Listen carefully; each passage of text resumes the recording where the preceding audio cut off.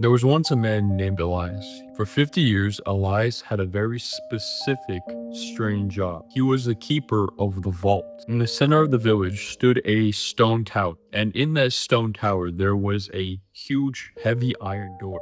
Every morning at exactly sunrise, Elias would wake up, unlock the door, walk into a small, dimly lit room, and spend 3 hours with the village's greatest treasure. The villagers didn't know what the treasure actually was, they just knew how it affected Elias. You see, when Elias was a young man, Elias was known for being anxious and quick to anger. But as the years passed, something had changed. Every time that he stepped out of the tower, something had changed. Every time he stepped out of that tower, he seemed different. He walked with a kind of grace. His face used to have like lines of worry around it, but now his face looked smooth and calm. He spoke with a voice that sounded like steady water. People began to treat him like royalty, not because of his clothes, but because of his presence.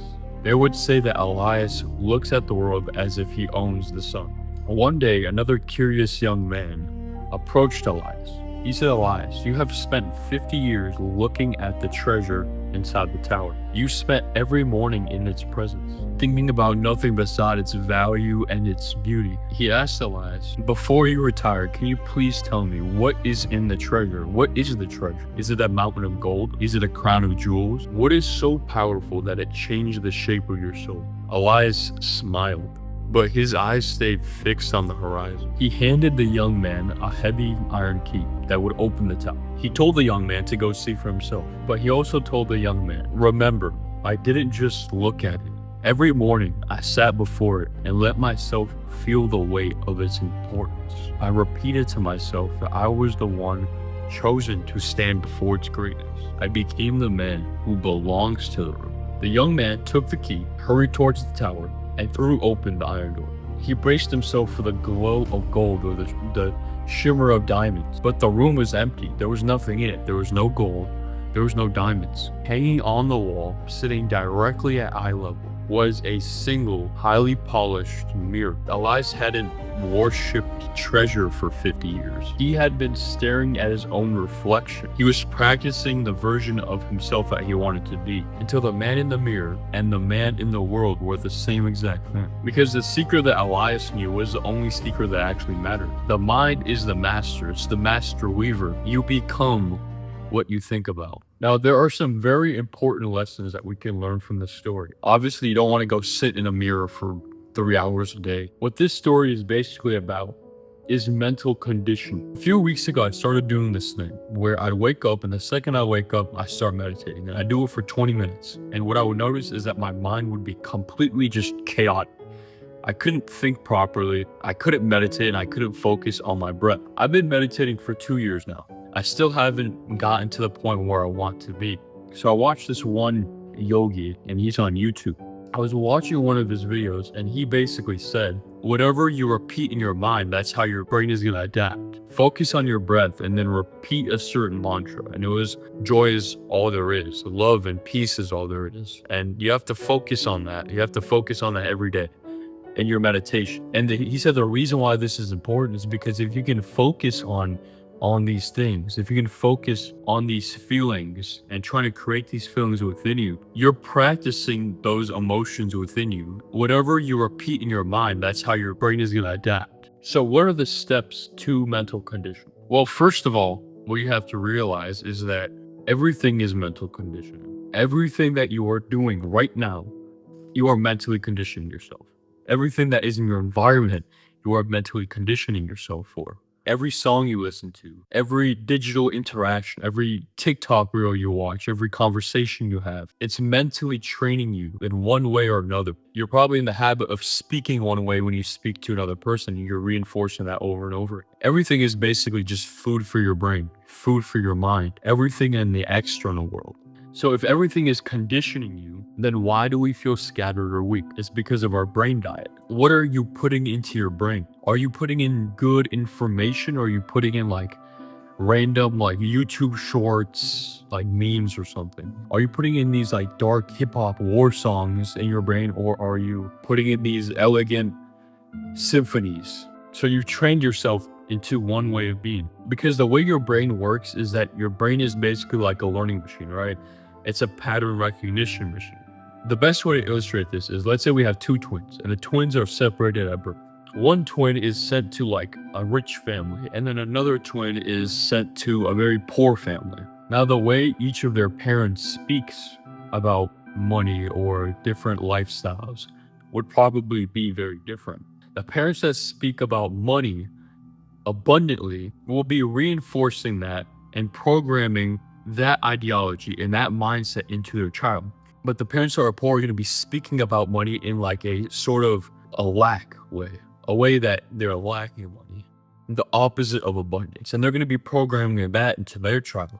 And just because they live a certain lifestyle and they have proof of that, they're going to continue to be talking about that. And over time, they're going to repeat this emotion to the child. And after 20 years, let's say they finally meet. One is living a very abundant life, a very rich life, and the other one is living a very poor life. And this one's trying to make it, and this one's trying their hardest to make a bunch of money and stuff like that. But this one, it's so easy for them to make money. The rich child can make money very quickly. The reason why the poor child is still poor is because there's no other way of thinking. But the rich child, all they can think about is being rich. All they can feel is rich. They can't help being rich because they've been mentally conditioned to abundance. The subconscious mind does not judge a thought. The subconscious mind is non-binary. It doesn't have like a good or bad or anything. It just is. The thought just is. Everything is truth to the subconscious mind. The subconscious mind accepts truth just because it was repeated frequently. So repeated thoughts become repeated beliefs, which shape behaviors that eventually reinforce your core identity. So there are four very important levers of mental conditioning that you need to know about in order to change anything in your life. And they all kind of work hand in hand. So number one is thought. All the thoughts that you have that are repeated are going to make your neural wiring for that thought stronger. For example, let's say you are a smoker. There's going to be some sort of cue for you to smoke. So there's going to be a thought in your brain that comes in and it's going to say, we need to smoke.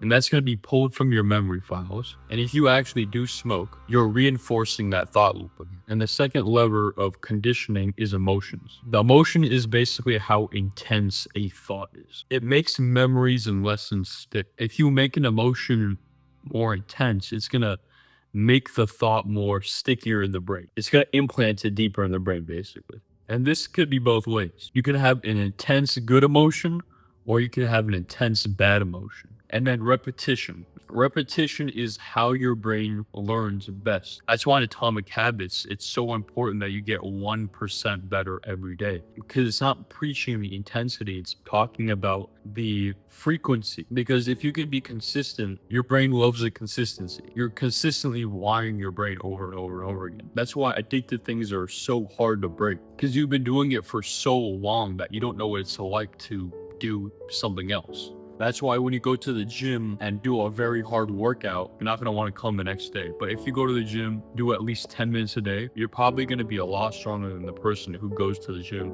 when they feel like it. It's literally the consistency that matters. That includes social media, music, the attitudes of your friends and family. These are all food for your nervous system and your brain.